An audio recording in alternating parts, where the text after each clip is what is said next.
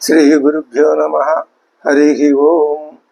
దంతాంచలేన ధరణీతలమున్నమయ్య పాతాళకేళిషు ధృతాది వరాహలీలం ఉల్లాఘనోత్ఫణ ఫణాధర గీయమాన క్రీడావదానమిభరాజ ముఖం నమామ. అమరీ కబరీ భార భ్రమరీ ముఖరీకృతం దూరీకరోతు దురితం గౌరీ చరణ పంకజం. ఇందీవరదళశ్యామం ఇందిరానందకందళం వందారు జన మందారం వందేహం యదునందనం. వాగర్ధావివ సంపృక్తౌ వాగర్ధ ప్రతిపత్తయే జగతః పితరౌ వందే పార్వతీ పరమేశ్వరౌ. ఆపదామపహర్తారం దాతారం సర్వసంపదాం లోకాభిరామం శ్రీరామం భూయో భూయో నమామ్యహం. బుద్ధిర్బలం యశోధైర్యం నిర్భయత్వమరోగత అజాడ్యం వాక్పటుత్వం చ హనుమస్మరణాత్ భవేత్. శ్రీ గురుభ్యో నమః. హరి ఓం. శ్రీ హనుమంతుడు ఒక నిర్ణయానికి వచ్చాడు. ఏమని? సోహం నైవ గమిష్యామి కిష్కింధాం నగరీం ఇతః. ఇక్కడి నుంచి నేను కిష్కింధకి వెళ్ళను. అయ్యో అదేమిటయ్యా, నువ్వు వెళ్ళకపోతే ఎలాగా అని మనం అనుకోవటానికి లేదు. దానికి ఆయన కారణం చెప్తున్నాడు.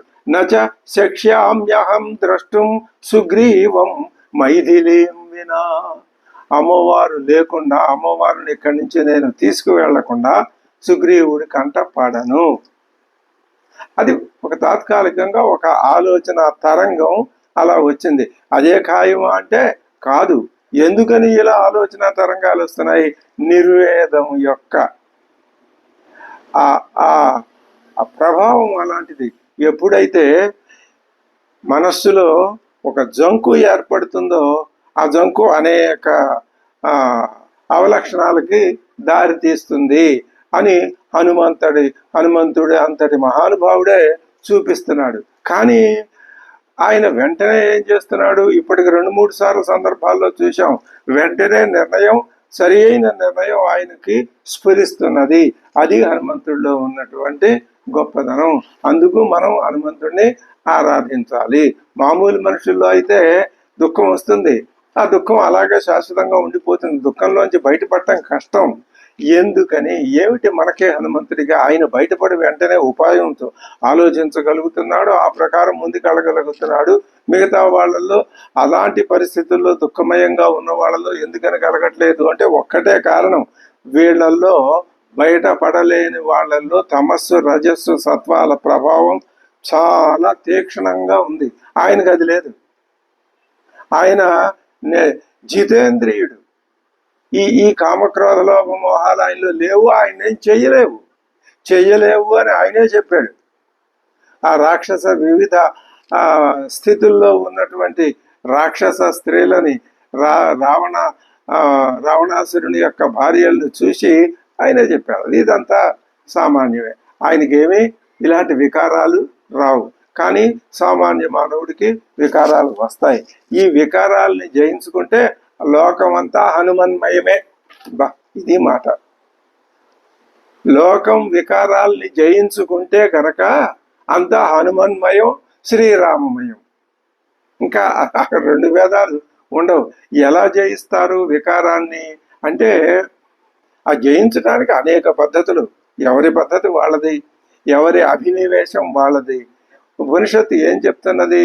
నువ్వు ఎక్కడికక్కడ ఎలా సృష్టి జరుగుతూ ఆకాశాద్ వాయు వాయురగ్ని అగ్నేరాప అధ్య పృథివీ అని చెప్పుకొచ్చారా? ఇప్పుడు నువ్వేం చేస్తావు? వెనక్కి వెళ్ళు. ఈ భూమిని సముద్రం జలంలో లయం చేశాయి, జలాన్ని తేజస్సులో లయం చేశాయి, తేజస్సుని వాయువులో లయం చేశాయి, వాయువుని ఆకాశంలో లయం చేశాయి. ఇంకా ఆకాశాన్ని దేనిలో లయం చేస్తావు? ఎందుకు లయం చేయలేము? ఆకాశం దేనిలో లయం అయిపోతుందో అదే పరమాత్మ, అదే ఈ మొత్తం పంచభూతాలకి స్వరూపం. ఆ స్థితికి నువ్వు భావనామయంగా వెళ్ళిపో. వీటిని ఆ లేకుండా చేయటం మానవ మాత్రుల వల్ల కాదు, ఎవరికి వాడు చేసుకోవాలి. ఇదే సాధన మార్గం. ఇందులో ఏమాత్రం కొంచెం కొంచెం ప్రవేశం దొరికి అలా అలా ముందుకు వెళ్ళినా ఈ జన్మ ధన్యం. అందుకనే ఆయన ఆ భావనలో ఒక ఒక మెట్టు పైకి మళ్ళీ ఒక మెట్టు కిందకి అన్నట్లుగా ఆ తరంగం ఇలా ఉబ్బెత్తుగా వస్తుంది, మళ్ళీ ఇలా కింద పడుతుంది. అలాంటి ఆ తరంగ ఆకారాల్ని హనుమంతుడు చూపిస్తున్నాడు. ఇప్పుడేమంటున్నాడు? మై అగచ్చతి చ ఇహస్తే ధర్మాత్మానౌ మహారథౌ ఆశయా తౌ ధరిష్యేతే వానరాశ్చ మనస్వినః. ఇప్పుడు ఆయన ఏమంటున్నాడు? నేను అక్కడికి వెళ్లకుండా ఇక్కడే ఉండిపోతే ధర్మాత్ములు మహారథులు అయినా ఎవరు వాళ్ళిద్దరు? తౌ మహారథౌ ధర్మాత్మానౌ రామలక్ష్మణులు. తర్వాత ఇంకా వానరాశ్చ మనస్వినః, ధర్మాత్ములైనటువంటి వానరులు. వీళ్ళంతా ఏమంటారు? నేను శుభవార్తతో హనుమంతుడు తిరిగి వస్తాడు, మనకి మంచి మాట చెప్తాడనే ఆశతో జీవిస్తున్నారు కదా.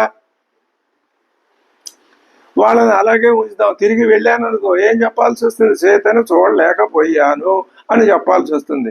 అది నిరాశ వాళ్ళకి. కాబట్టి నేను ఇక్కడ ఉన్నంతకాలం హనుమంతుడు వస్తాడనే ఆశతోటే వాళ్ళు ఉంటారు. సీతాదేవి జాడను తెలుసుకొనలేకపోతే ఏం చేస్తాను తెలుసా? కందమూల ఫలాలు తింటూ, ఉదకాలు కొద్దిగా తాగుతూ, వృక్షమూలాన్ని ఆశ్రయించి ఇక్కడే నోటికి అందిన ఆహారం తింటే తింటాను, లేకపోతే లేదు. జితేంద్రియుడుగా ఉంటాను, వానప్రస్థుడుగా ఉంటాను. నేనే చితిని పేర్చుకుని అందులో ప్రవేశించేస్తాను. హస్తాదానో ముఖాదానో నియతో వృక్షమూలిక వానప్రస్థో భవిష్యామి అదృష్ట్వా జనకాత్మజాం. లేదా ప్రాయోపవేశం, అగ్నిలోనైనా ప్రవేశిస్తాను, లేదా ప్రాయోపవేశమైనా చేసి యోగ సాధన ద్వారా జీవాత్మకి శరీర సంబంధాన్ని దూరం చేసి ప్రాణాన్ని విడిచిపెట్టేస్తాను. అప్పుడు ఈ శరీరం ఏమైపోతుంది? కాకులకి, పులులు మొదలైన క్రూర మృగాలకి ఆహారం అయిపోతుంది. సాగరానూపజే దేశే బహుమూల ఫలోదకే చితాంకృత్వా ప్రవేక్ష్యామి లఘువు గురువు.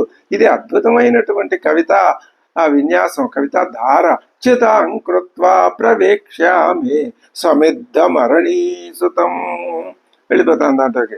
ఉపవిష్టస్య వా సమ్యగ్ లింగినం సాధయిష్యతః శరీరం భక్షయిష్యంతి వాయసాశ్వాపదాని చ. అప్పుడు నేను అలాగా శరీరాన్ని యోగ సాధన ద్వారా యోగ సిద్ధుడు హనుమంతుడు. అలాంటి మనకు చిత్రపటాలు కనిపిస్తున్నాయి.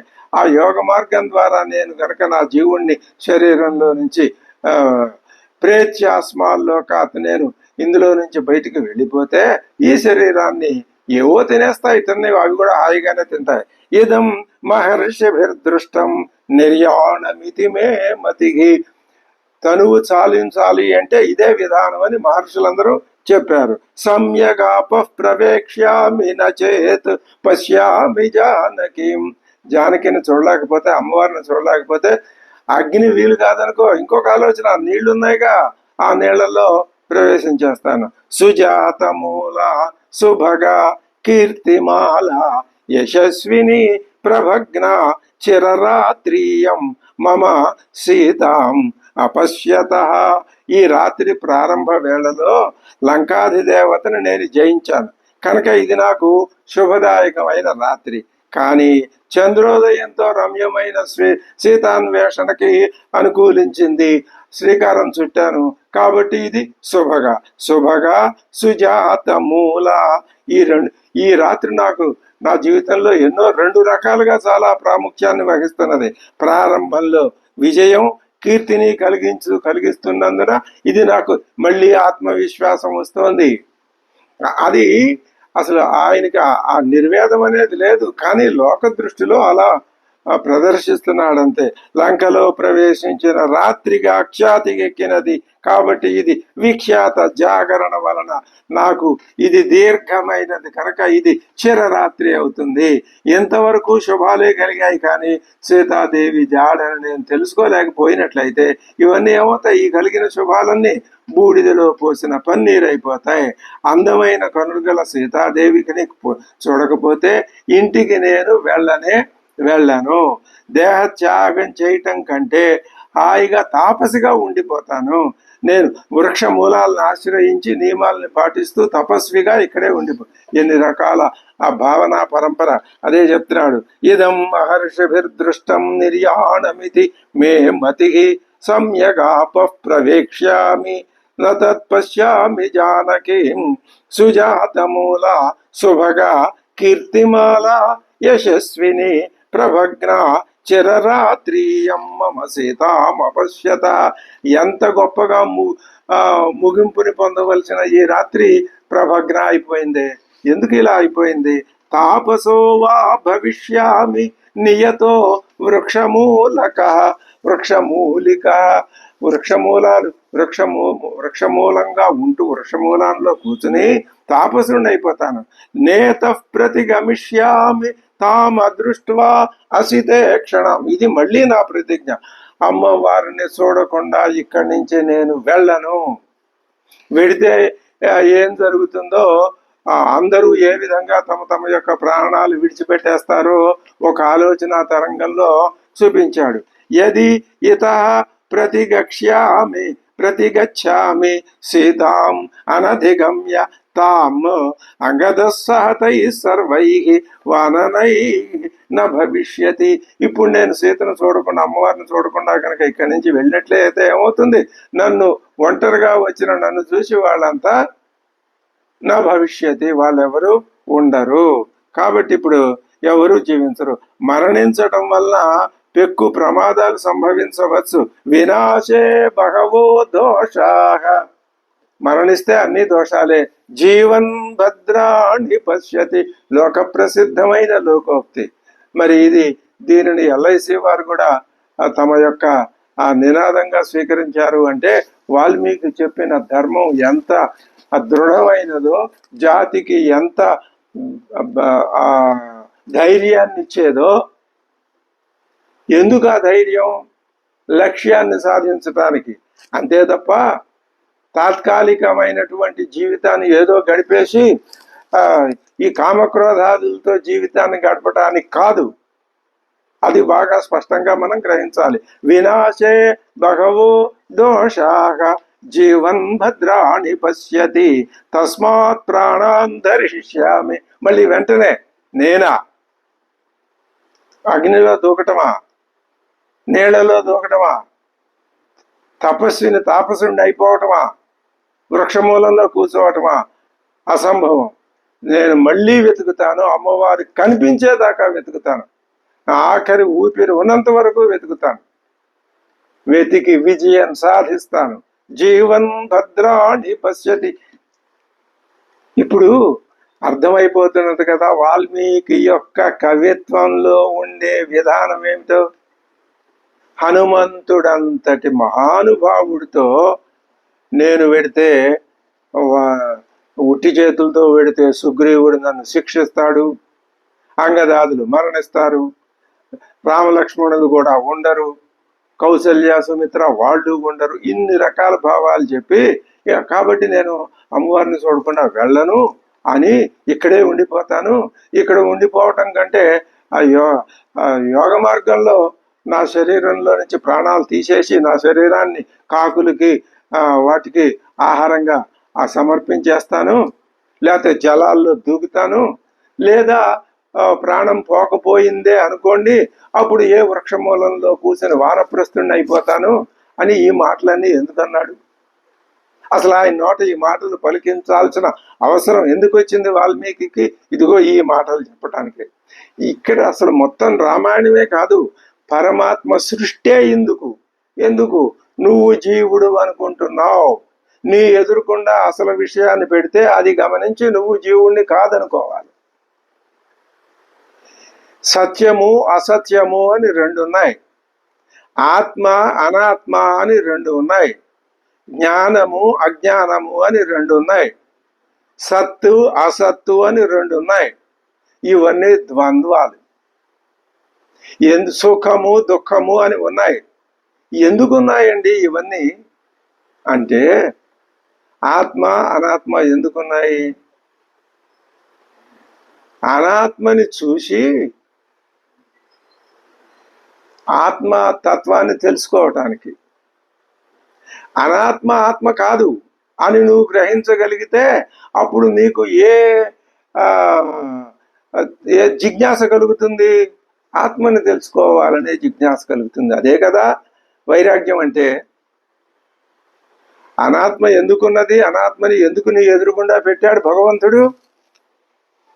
ఇది అనాత్మ, ఇది ఆత్మ కాదు, దీనికి ఆది మధ్య అవసానాలు ఉన్నాయి. ఇది ఉన్నప్పుడు ఉంటుంది, పోయినప్పుడు పోతుంది. ఎప్పుడు పోతుందో ఎప్పుడు ఉంటుందో దీనికే తెలియదు.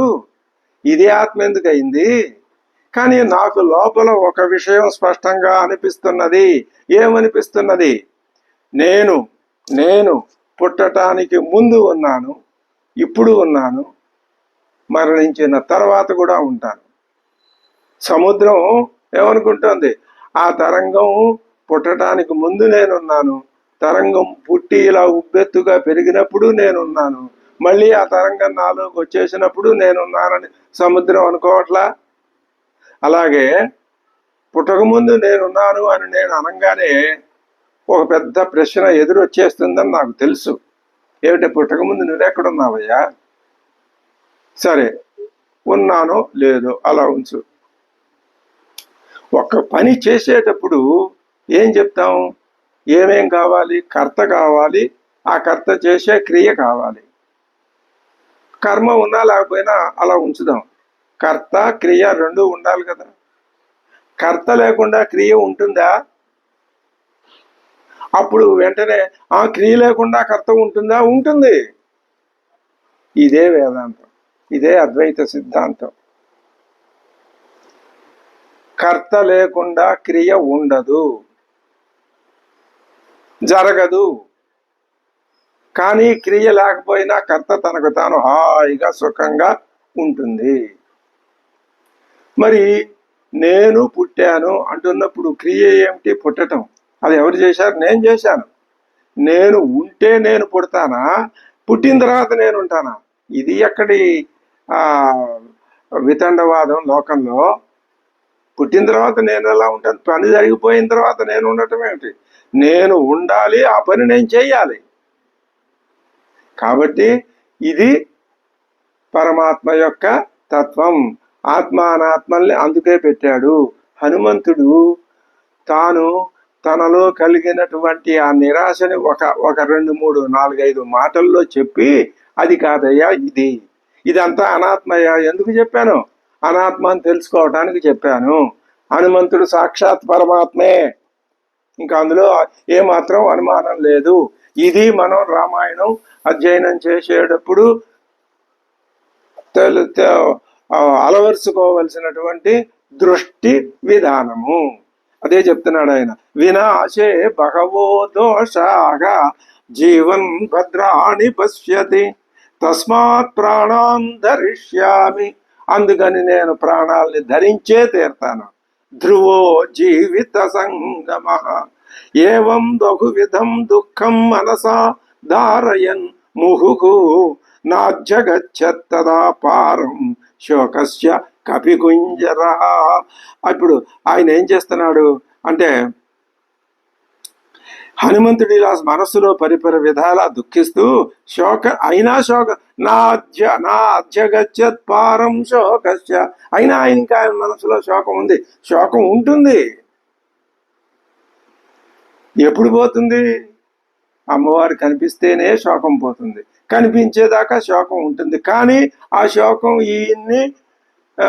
ఈయన మీద పట్టు సాధించలేదు. ఈయనకు లోబడే ఉంటుంది. అలా ఉంటుందో మూలపడి ఉంటుంది అంతే అంటున్నాడు.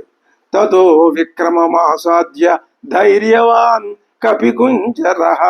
ఇక అక్కడి నుంచి మళ్ళీ దాన్ని బ్రహ్మాండమైనటువంటి శక్తితో మళ్ళీ ఆ ధైర్యం ఎక్కడి నుంచి వచ్చిందో విక్రమం పరాక్రమం రెట్టింపు బలంతో వచ్చేసాయి ఆయనలో అన్ని పొంగి పొరిలి వచ్చేసింది ఆ విక్రమం.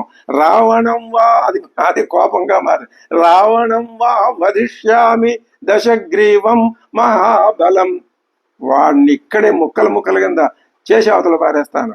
కామమస్తు హృతా సీత ప్రజాచీర్ణం భవిష్యతి. ఇప్పుడు నేనేం చేస్తాను, ఆ దశకంఠుడైన రావణుడిని హతమారుస్తాను, దాంట్లో కామమస్తు నా పగ తీరిపోతుంది అని. కానీ సీతని అపహరించాడు కదా, ఆ విషయంలో అతడు చేసినటువంటి ఆ దోషానికి శిక్షగా నేనేం చేస్తాను, రావణం వధిష్యామి దశగ్రీవం మహాబలం కామమస్తు. అప్పుడు కానీ నా ఇది చల్లారదు. సీత ప్రత్యాచీర్ణం భవిష్యతి అధవైనం సముక్షిప్య యుపరి సాగరం రామాయోపహరిష్యామి పశుం పశుపతేరివ. ఇంకో పని చేస్తా, ఈ రావణాసురుణ్ణి పట్టుకొని ఎలాగా పశువుని అగ్నికి ఆహుతి ఇచ్చినట్లుగా ఇది అంటే ఈ సూక్తి ఇది ఇమం పశుం పశుపతే అద్య బధ్న్యాం అగ్నియ అగ్ని అగ్ని అని తైత్రీయ సంహితలో అక్కడ ఒక ఏదో యాగ సందర్భంలో కారణంగా చెప్పబడింది. పశువుని అగ్నికి ఆహుతి ఇచ్చినట్లు దీన్ని మనం పెద్దగా వర్తమాన కాలంలో చెప్పుకోవక్కర్లేదు. ఆహుతిగా సమర్పించినట్లు ఈ రావణాసురుణ్ణి సముద్రం మీదుగా ఎత్తుకుని వెళ్ళి ఆ రామాయోపహరిష్యామి, రాముడి ముందు పడేస్తాను చేతులు కాళ్ళు కట్టి. ఇది ఇంతకు ముందు ఈ మాట అన్నాడు, మళ్ళీ ఈ మాట అంటున్నాడు. ఇది చింతాం సమాపన్న సీతాం అనధిగమ్యతాం జనశోక పరీతాత్మ చింతయామాస వానరః. మళ్ళీ చింతయామాస ఆలోచనలో పడ్డాడు. యావత్ సీతాం హి పశ్యామి రామపత్నీం యశస్విని రామపత్ని అయిన సీతను యావత్ పశ్యామి చూసేంత వరకు తావదేతాం పురీం లంకాం విచినోమి పునః పునః. అది నిర్ణయం అంటే. ఈ నిర్ణయానికి రావడానికి అంత ఆ విధంగా మనస్సుని అలా చేసి తీసుకొచ్చి ఇప్పుడు ఖచ్చితమైన నిర్ణయానికి వచ్చాడు. ఇది కథ చెప్పే విధానం. మానవ మనస్తత్వ చిత్రణం. ఎప్పుడు మానవ మనస్సు ఇలాగే ఉంటుంది. ఆయన మానవ మాత్రుడేగా, కాబట్టి ఆ విధంగా చెప్తున్నాడు. తావదేతాం పురీం లంకాం విచినోమి, మళ్ళీ మొత్తం లంకా నగరం మొత్తాన్ని విచినోమి వెతికేస్తాను. పునః పునః మళ్ళీ వెతుకుతా, వెతికిన చోటే మళ్ళీ వెతుకుతా, కొత్త ప్రదేశం కనిపిస్తే అక్కడ వెతుకుతా. సంపాతి వచనాచాపి రామం యద్యానయామ్యహం అపశ్యన్ రాఘవో భార్యాం నిర్దహేతు సర్వవానరాను. సంపాతి మాటలని చూసి సీతాదేవి జీవించి ఉన్నదని భావించి ఒకవేళ నేను శ్రీరాముని ఇక్కడికి తీసుకొచ్చానే అనుకోండి, చూడకుండా అది నేను చూసి వెళ్ళి రాముడితో స్వామి అమ్మవారు అక్కడ ఉందని చెప్పాలి, అంతే తప్ప ఇప్పుడు మోసం చేసే విధానం ఎలా ఉంటుందో చెప్తున్నాడు ఆయన. నేను చూసేశానండి అని వెళ్ళి చెప్పారనుకో, నీకేమిటయ్యా ప్రమాణం, నువ్వు చూసావా, సంపాతి చెప్పాడండి, అయితే సముద్రం లంక మించి ఎందుకు, ఆ సముద్రం మించి ఎందుకు ఎగిరావు అనే ప్రశ్న వస్తుంది. ఒక మాట అంటున్నాడు, నేను రాముడిని వెళ్ళి మళ్ళీ ఇక్కడికి తీసుకొచ్చానే అనుకో, అప్పుడు రాఘవుడు ఎక్కడుంది చూపించు అంటే ఎక్కడ చూపిస్తాను, కుపితుడై వానరులందరినీ చంపేస్తాడు. ఆయన ముందు నన్ను చంపుతాడు, తర్వాత వానరులందరినీ. ఆ దుఃఖం ఎన్ని రకాలైనటువంటి ఊహల్ని పొటమరింప చేస్తున్నదో అది గొప్పతనం. సంపాతి వచనాచాపి రామం యద్యానయామ్యహం అపశ్యన్ రాఘవో భార్యాం నిర్దహేతు సర్వవానరాను. ఇహైవ నియతాహారో వశ్యామి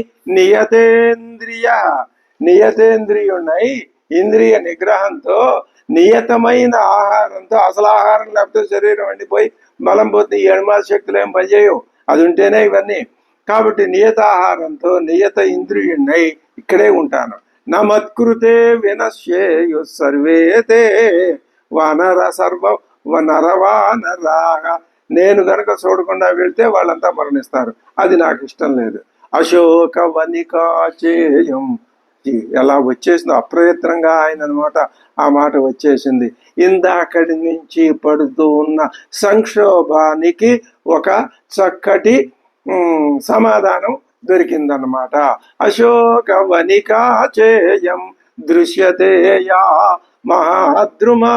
అదేమిటి దూరంగా పెద్ద వనం కనిపిస్తోంది, మరి ఈ ముందే అక్కడికి వెళ్ళలేకపోయావయ్యా అని ఎవరైనా అంటే, అలా అక్కడికి ఎందుకు వెళ్తాను, ముందు నేను అమ్మవారు ఊళ్ళో ఉంటుందని వెతుకుతాను కానీ అంటే ఇంకెవరు మాట్లాడే అవకాశం ఉండదు. అదిగో అక్కడ మహాద్రుమ వనిక అశోక వనిక దృశ్యతే కనిపిస్తున్నది చూశారా. ఇమాం అధిగమిష్యామి నహీయం విచితామయ. ఈ ఒక్క అశోక వనమే నేను వెతకలేదు, మొత్తం లంక అంతా సమగ్రంగా ఇంకా వెతికేశాను.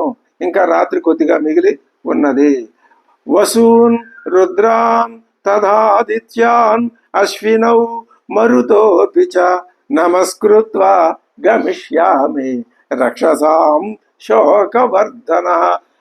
భవిష్యత్ ఆయన నోటి వెంట అప్రయత్నంగా వచ్చేస్తుంది. అది ఆయన మహానుభావుడైన హనుమంతుని యొక్క ఆ యోగ సిద్ధి, కార్యసిద్ధి, ఆత్మశక్తి. అది ఆయనలో ఉన్నటువంటి ఆ తత్వం, ఆ స్వభావం. ఏమంటున్నాడు, నేను దేవతలందరినీ, ఎవరెవరిని, అష్టవసువులకి, ఏకాదశి రుద్రుడికి, ద్వాదశ ఆదిత్యులకి, అశ్విని దేవతలకి, మరుత్తులకి అందరికీ నమస్కారం చేసేసి ఈ రాక్షసులకు వీళ్ళ భరతం పట్టడానికి నేనిప్పుడు అశోకవనంలోకి ప్రవేశిస్తాను. జిత్వాతు రాక్షసాన్ సర్వాన్ ఇక్ష్వాకుకులనం దినేం సంప్రదాస్యామి రామాయ యథా సిద్ధిం తపస్వినే. తపస్సు చేసుకునేవాడికి ఏ దేవతని గురించి అయితే తపస్సు చేస్తాడో ఆ దేవత ప్రత్యక్షమై ఆ తపస్సిద్ధిని ఎలా ఇస్తుందో, ఇప్పటిదాకా అమ్మవారిని గురించి అయ్యవారు తపస్సు చేస్తున్నాడు, అయ్యవారిని గురించి అమ్మవారు ఇక్కడ తపస్సు చేస్తుంది. ఇది అద్భుతమైన విషయం. ఒక్క మాటలో అసలు ఆ పోలికలు కూడా వ్యర్థమైన పోలికలు కావు. తపస్వినే, అసలు ఆ మాట ఎక్కడి నుంచి వచ్చింది, ఎలా వచ్చింది? యథా సిద్ధిం ఒక తపస్సు చేసేటటువంటి తపస్వికి ఆయన ఏ దేవతను ఉద్దేశించి తపస్సు చేస్తున్నాడో ఆ దేవత ప్రత్యక్షం అయ్యి ఆ తపస్సిద్ధిని ఇస్తే ఎలా ఉంటుందో, అమ్మవారిని గురించి నిరంతరం మనసులో తపస్సు చేస్తున్నటువంటి శ్రీరాముడికి ఈ రాక్షసులందరినీ జయించి అమ్మవారిని తీసుకెళ్ళి నేను తపస్సిద్ధిలాగా ఇస్తాను. ఎంత దృఢమైనటువంటి నమ్మకం ఉంటే, చేయవలసిన కార్యం మీద ఎంత విశ్వాసం ఉంటే ఇలాంటి మాటలు నోట్లో నుంచి వస్తాయి. ఇది మనకి లౌకికమైన విషయాల్లో వ్యాపారాలు, విద్య ఇవన్నీ అలా వదిలేసి అవి వస్తాయి పోతే పోతాయి, నువ్వు ఎంత కష్టపడినా అవి రావు. కానీ ఒక్క విషయంలో మాత్రం యథార్థం ఉంటుంది. ఏమిటి? సాధనా మార్గంలో నాకు ఎన్ని కష్టాలు ఎదురైనా నేను హనుమంతుడిని ఆదర్శంగా పెట్టుకొని నన్ను కిందకి లాగి పడవేసేటటువంటి అవరోధాలు ఎన్ని వచ్చినా, నెత్తికెక్కి తొక్కినా నేను భయపడక హనుమంతుడి వలె దృఢమైన నిర్ణయంతో నా యొక్క ఈ ఆత్మజ్ఞాన సమీక్ష అనేటటువంటి వ్యాసంగంలో ముందుకు వెడతాను అని మనం నిర్ణయం చేసుకోవటమే మనం పొందవలసినటువంటి ఆ ప్రేరణ. దీనివలన సముహూర్తమివ ధ్యాత్వా చింతా అవగ్రథితేంద్రియ ఉదతిష్టన్ మహాతేజ హనుమాన్ మరుదాత్మజ. ఇప్పటిదాకా అలా కూర్చున్నాడు, ఒక్కసారి ఉదతిష్టతో ఉద్యుక్తుడై లేచి నిలబడ్డాడు. ఇప్పటిదాకా ఆలోచించడానికి అలా ఒక క్షణం కూర్చున్నాడు, విశ్రాంతి కాదు, అది కూర్చున్నాడు. ఇప్పుడు ఏం చేశాడు? ఒక నిర్ణయానికి వచ్చేసాడుగా, అశోక వనాన్నే వెతికేస్తాను అన్నాడు కదా. ఇక లేచాడు. ఉదతిష్టత్ మహాతేజ, మహాతేజస్వి అయినటువంటి హనుమంతుడు ఉదతిష్టతు లేచి నిలబడెను. ఏమంటున్నాడు? నమోస్తు రామాయ సలక్ష్మణాయ. ఇందాక ఏం చెప్పాడు?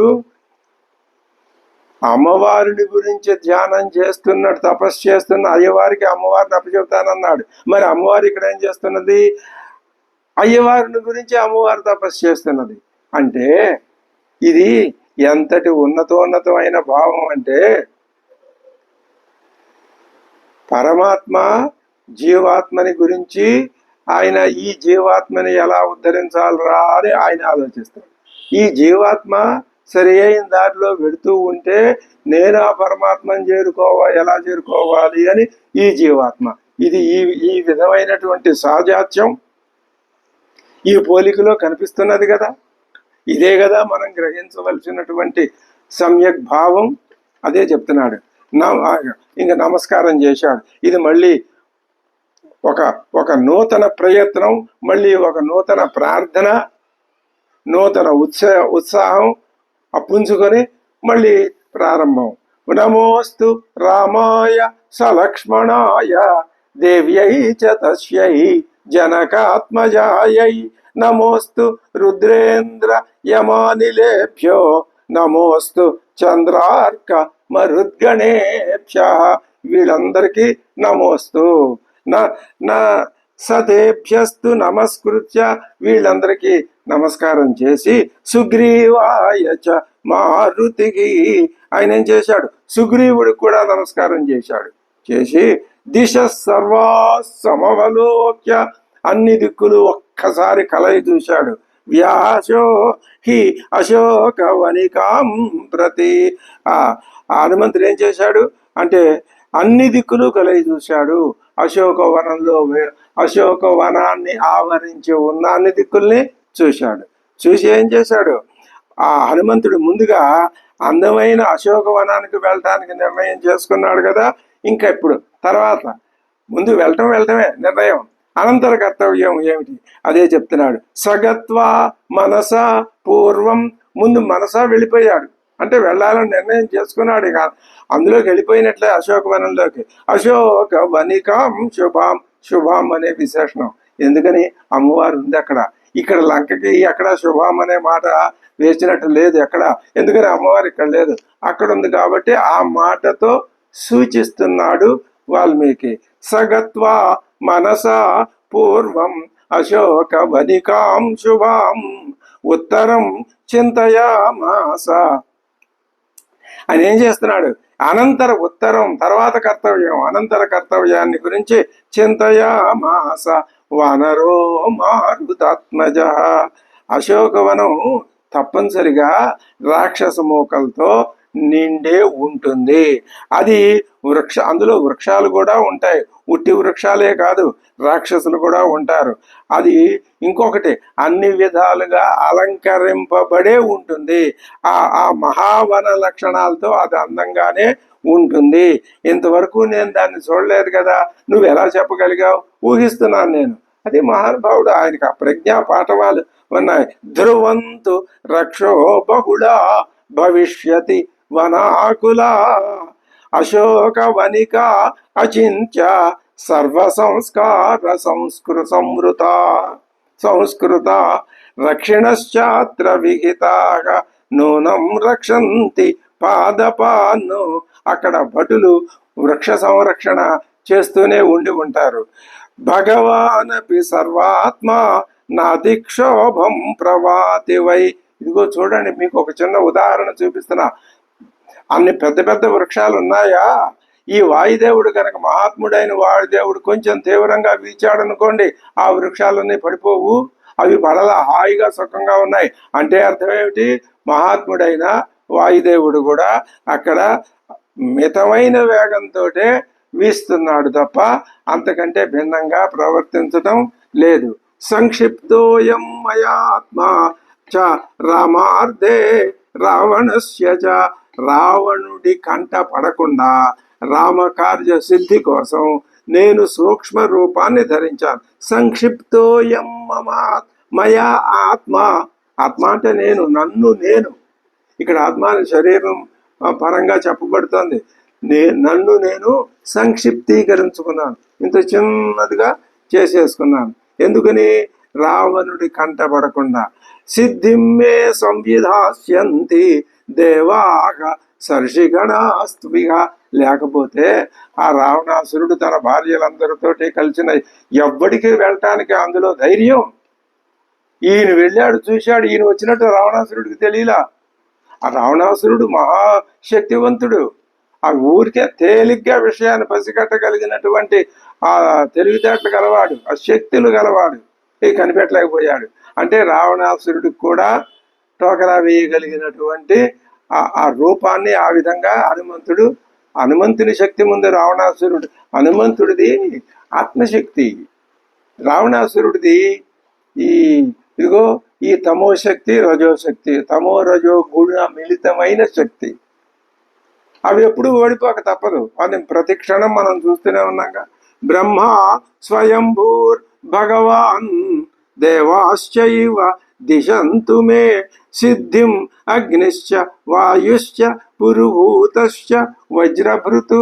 దేవేంద్రుడు, అగ్నిదేవుడు, ఈ వీళ్ళందరూ కూడా నాకు జయం దిశతు, విజయాన్ని ఇచ్చుదురుగాక. వరుణ పాశహస్తశ్చ సోమాదిత్యౌ తథైవ చ అశ్వినౌ చ మహాత్మానౌ మరుతశర్వయేవ చ. ఇక్కడ మనకు కొంచెం ఆలోచన వస్తుంది. వీళ్ళందరూ ఏమిటండి? దేవతలందరినీ వీళ్ళ. దేవతలంటే ఇంద్రియ శక్తులు. ఆ ఇంద్రియ శక్తులు తనలో పటిష్టంగా తాము చేయవలసినటువంటి సత్కార్యం చెయ్యటానికి సిద్ధంగా ఉన్నట్లయితే గనక అలా ఆయన ఉంచుకోగలిగితే, ఉంచుకోవటం కోసం దేవతల్ని ప్రార్థిస్తున్నాడు అంటే అర్థం ఏమిటి? తనని తాను, తన ఇంద్రియాలని తాను చేయబోయే పనికి సమాయత్తం చేసుకుంటున్నాడని వ్యాఖ్యానం. ప్రార్థన చేయవలసిందే.